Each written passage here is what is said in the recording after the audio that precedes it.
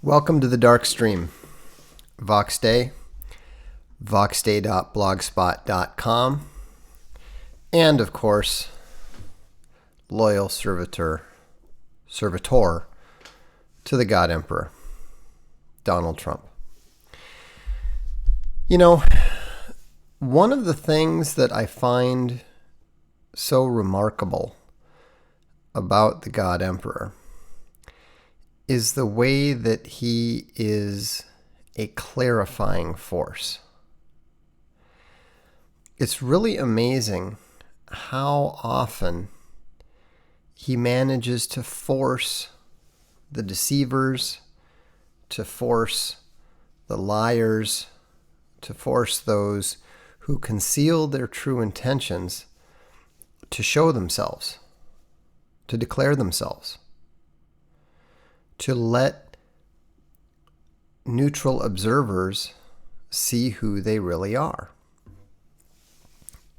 You know, this image here is actually a meme that I put together during the Republican nomination race. It was actually right around the time that Megyn Kelly tried to do the big interview showdown with Donald Trump. And, you know, she was completely schooled by him. And then Trump brilliantly refused to show up to the Republican debate. And, yeah, so this is actually a take on an old Brahm Conan cover. And it says, after the failed Republican debate, Roger Ailes ordered Fox News to deliver Megyn to the Trump. And you know, Megyn Kelly's career, for all that she's made a tremendous amount of money, her career has completely imploded ever since she took on Trump. And so, you know, Trump showed that an alpha is always able to dominate even the most challenging, high-profile, strong, independent woman. And that was something that people responded to. I'm not saying that that's why Trump won the nomination. I'm not saying that's why Trump won the election. But it is something that really made him stand out from the pack of deltas and gammas that the other Republican candidates were. And it was interesting. Somebody just pointed out, and he's not the first to point out, that Megyn Kelly made a classic mistake. She went and apologized. And there's a very good chance that she would not have been dumped if she had stood her ground. But what she realized is that a white woman who is identified as being a conservative, I mean, Megyn Kelly is not a conservative. We know that. But the fact that she was identified as a conservative meant that the two black men were higher on the SJW totem pole than she is. And so she needed to not apologize because it was a classic SJW situation. Instead of saying, what was wrong with that? What are you trying to claim was wrong with that? That's how she should have responded. Instead, she pled guilty. What you need to realize is that apologizing under pressure is exactly the same thing as telling a police officer that you're guilty. And just as telling a police officer that you're guilty does not cause the police to go away and tell you, oh, well, you're guilty? Great. Everything's fine. Let's go back to the way things were. Carry on. They don't do that. It doesn't work that way with SJWs. If you apologize, then they go, okay, great. You just pled guilty. Now it's time to go to the punishment phase.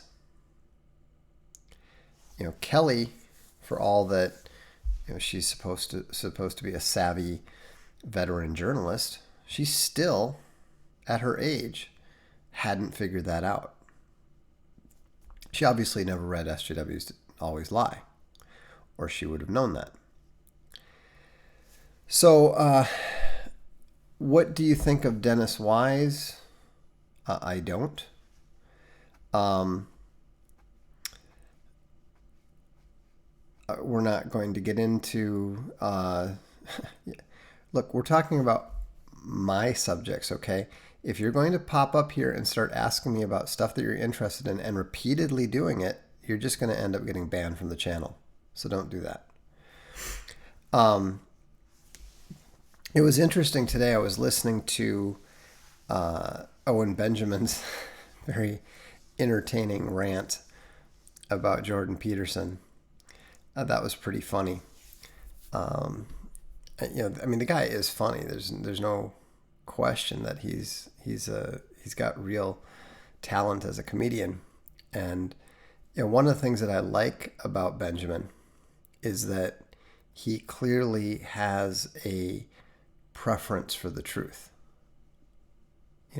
He may not be quite as brutal about it as I am, but then again, he's funny. I'm not. And so it's good to see more and more people beginning to see through the charlatan that Jordan Peterson is. I'm actually working on a book. I think we're going to put it into pre-order very soon. I really just have to finish the introduction. We have the whole book, and I suddenly realized I haven't actually explained why I'm even writing this book. And so we thought we should probably do that.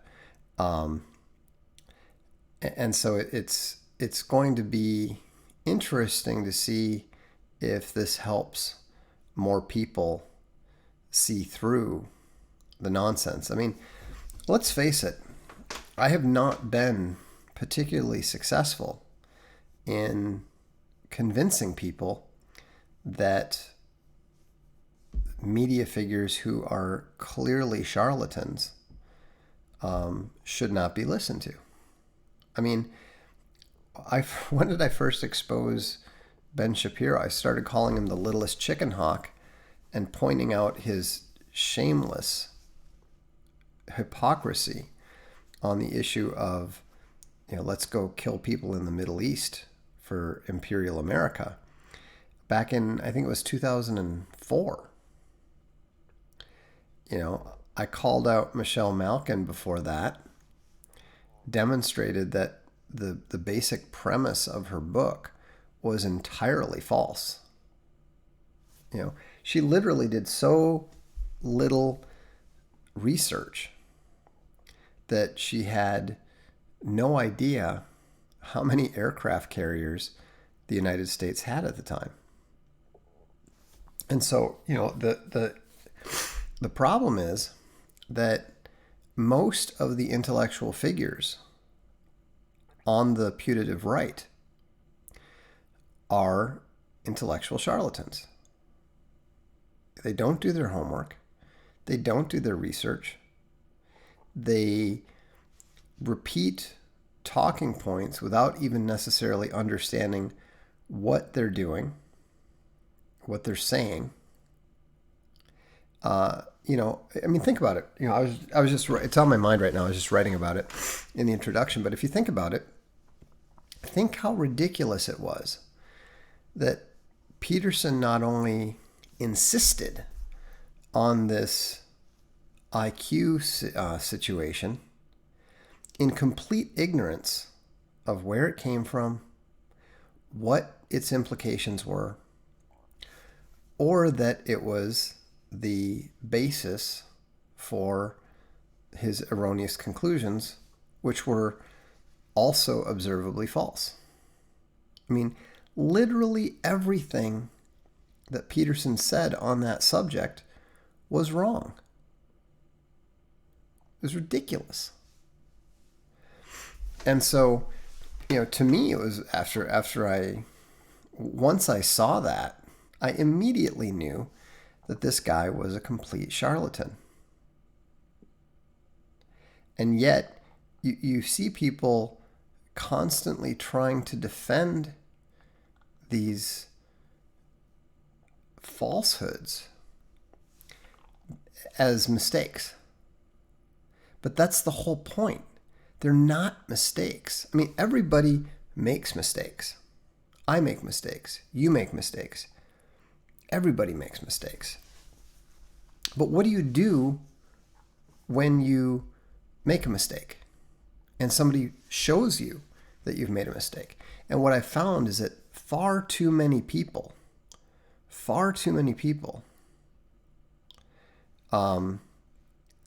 are hopeless when it comes to this.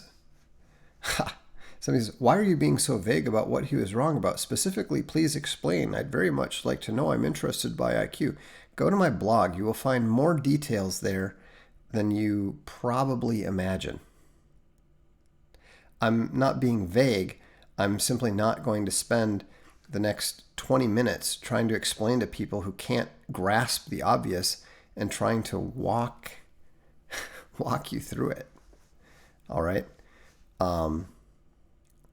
Don't ever make the mistake of claiming that I'm vague about something.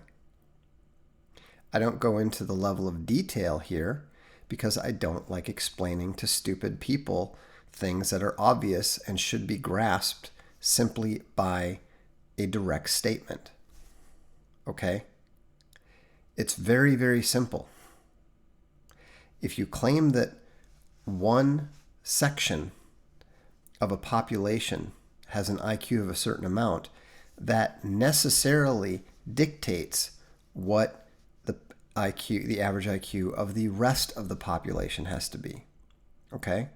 So if I tell you, for example, that all the men in the United States have an average IQ of 200,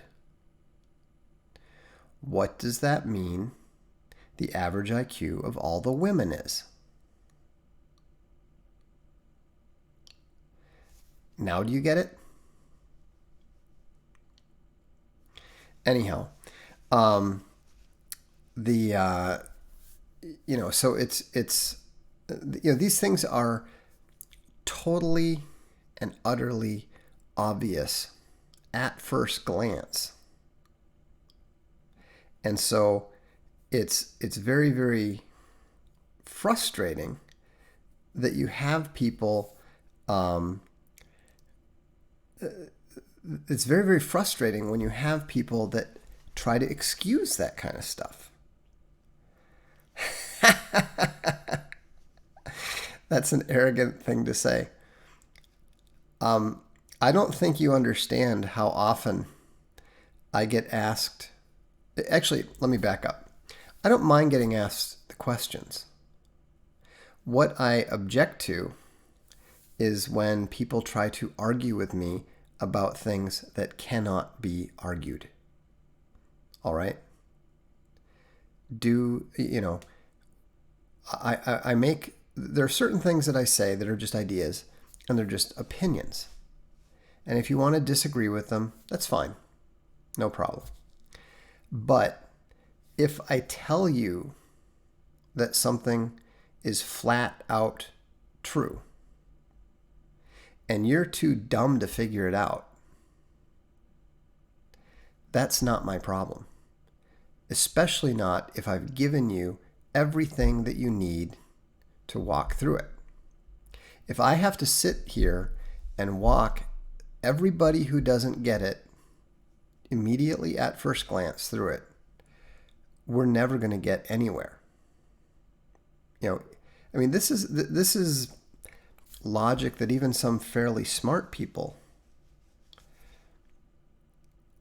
No, the answer is not 100. Look, 100 is the average IQ. If all the men have an average IQ of 200, then that necessarily means what? Do the math. And of course, what it means is that the average IQ of women is far too low. So that means that the claim about the average high male IQ has to be false. It has to be false. You don't need to know any more than somebody said, well, the average male IQ is 200. All you have to know is that women are capable of actually getting out of bed and dressing themselves in the morning to know that it's false. Okay? So, anyhow, I'm just giving you an example of the kind of stuff that can be understood at first glance, and yet many people, even some pretty smart people, don't get it. They simply don't grasp it. And so I don't like to talk to people and try to walk people through these things, because what ends up happening is that they get upset about it. Okay? Look at it this way. As annoyed as you might get at me being arrogant, and I understand it's annoying. I get it. But trust me, trust my experience in this. If I actually explain it to you, especially in public, and walk you through it, then you are going to end up being angry. And you're going to end up being butthurt. And it's not going to end well. So I'd rather just, it saves us all time if I'm just arrogant and let you work it out for yourselves if you want. But the interesting thing is that people are beginning to grasp all this stuff. People are beginning to sort out the people who value the truth from the people who are spinning the truth, concealing the truth from people who are deceivers. And the most important thing that you need to understand is that once somebody demonstrates that they don't have intellectual integrity, you cannot trust them about anything. You simply cannot trust them about anything. Oh, well, he says good things about this or that. Think about how many people that has gotten the right in trouble with. George Bush, George W. Bush, he talked about a humble foreign policy and then promptly goes and invades all these countries. Well, he said something good. So what? Just because somebody says one good thing means nothing. But when somebody says one thing that demonstrates their lack of intellectual integrity, that is important. That's what you need to put your emphasis on. I'm not saying you need to write somebody off every time they say something that you're dubious about. I'm saying that you need to pay attention. And you need to assign integrity, or you need to place higher value on indications of intellectual integrity or the lack thereof than you do on what they happen to say about one specific policy at any time. Do you see Peterson's fans as good candidates for the national right if you can convince them that he's a fraud? Well, I think that a lot of them actually are on the nationalist right already. Peterson is trying to pull them back. Peterson is trying to pull them away from nationalism. He's said this specifically. So, by the way, I should, since we're on the subject, I should show you this. I mentioned that I'm working on the introduction right now. I think that we're probably going to be able to put it in pre-order as soon as next week. We already have the cover done, and I think that this is going to be a very integral book in continuing to explode the Jordan Peterson myth. It's going to be really interesting to see how the cargo cultists, as I refer to the Jordanetics fans, it's going to be very interesting to see how the cargo cultists respond to this, because it is going to absolutely hammer the point.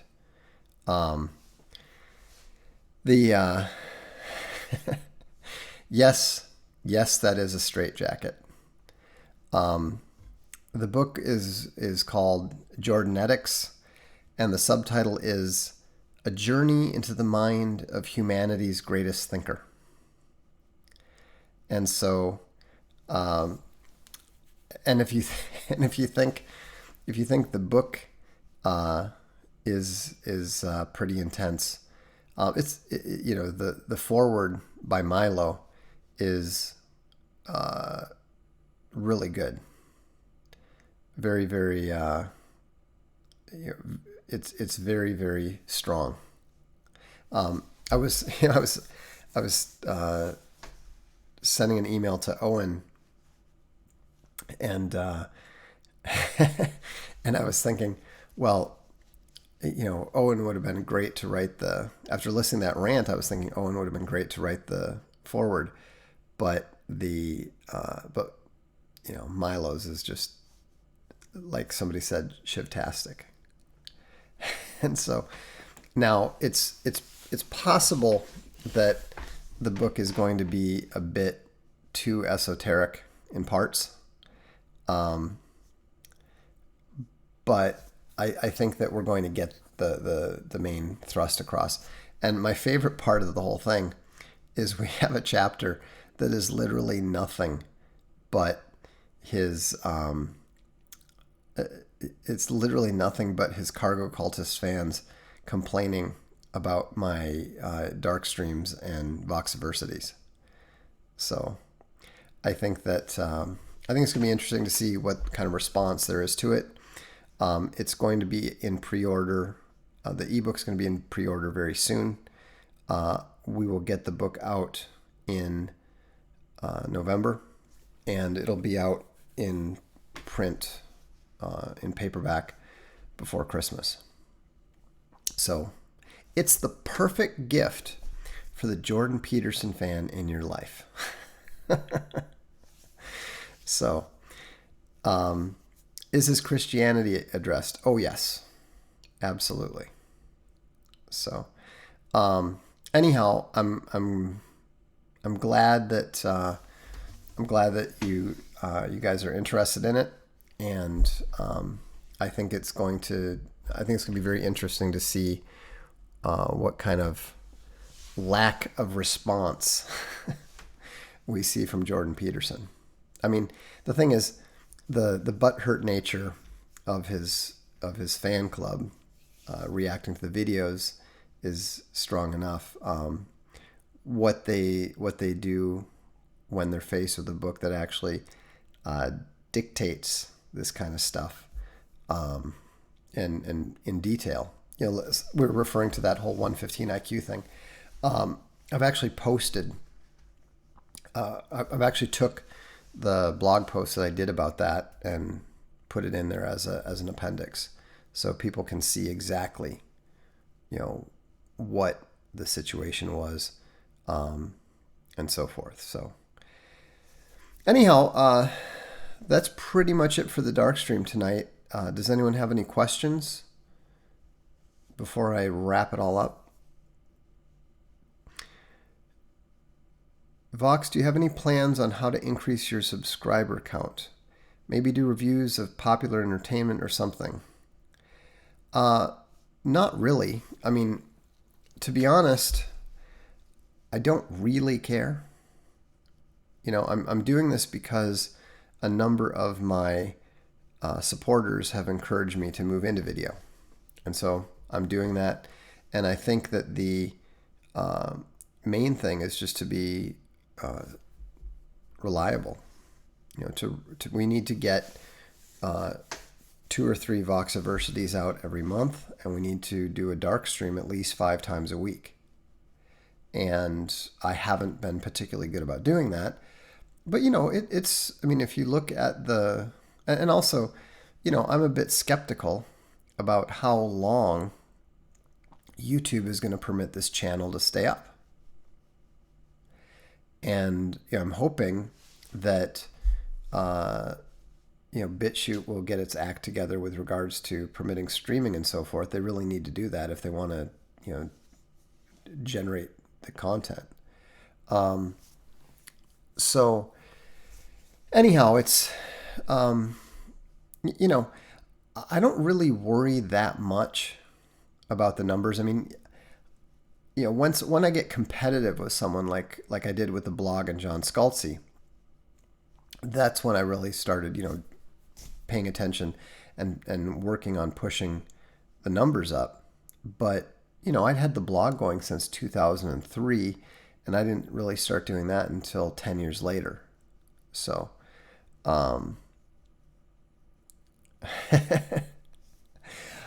you say you're not great on video, but we disagree. I'm not great on video. I'm not even good on video. I know that. I mean, for crying out loud, I'm 50 years old. I don't have a camera-friendly look. I don't have a camera-friendly voice. I mean, at least, we've got some decent audio going now. But it's fine. I'm not worried about that. The point is the ideas. And as long as the ideas get across, then that's the important thing. And so, and I tend to agree with what Wade Wilson just said there. By the nature of what he's saying and the complexity of it, you can't expect Vox to have 290,000 subs here. He'd have to use a lot more rhetoric and a lot less dialect. That's probably true. And so, somebody said you look 30. That's the benefit of having, being in the darkness. When you get to my age, you occasionally look in the mirror and you do a double take because you're just like, what the hell happened and who the hell is that? So anyhow, yeah, I'm 50, but like I said, I think I told this story on the blog. I feel good about it because on my 50th birthday, I went to soccer practice with my team, and we scored a goal on a corner kick that I took. Our defensive midfielder scored it, and then about 2 minutes later, he took a shot that the goalie saved, and I made a long run and put the rebound in. As we were running back, he was pointing, going, "How old are you? How old are you?" I was like, "Yeah." But maybe it's the Indian blood. I don't know. I've always had the Indian strength. So, Vox, people seem to be starting to use Anders Breivik as an example of why nationalism is bad. I've been told your ideas sound like Anders Breivik, and that is scary. Well, it is scary, but that doesn't mean it's bad. I mean, there will be war. War is coming. War is what follows the movement of peoples. Almost all of the great heroes of all the nations are killers. George Washington concocted a plan to go and murder a bunch of Hessians in their sleep on Christmas Eve. Can you imagine if Breivik had done that?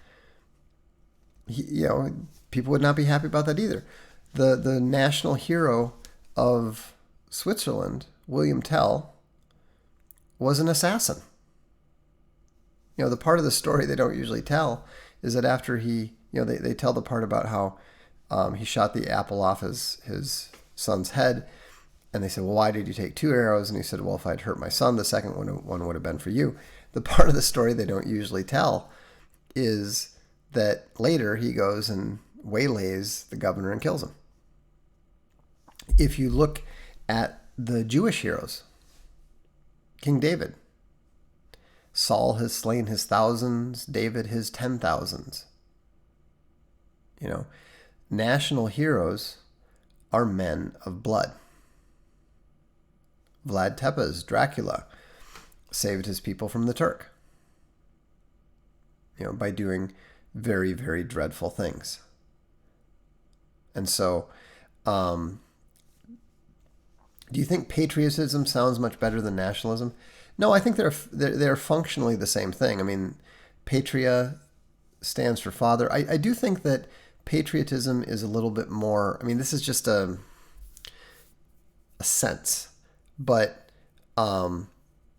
patriotism tends to be a little bit more civic nationalist in its feel. I mean, obviously it's not necessarily, but it feels a little bit more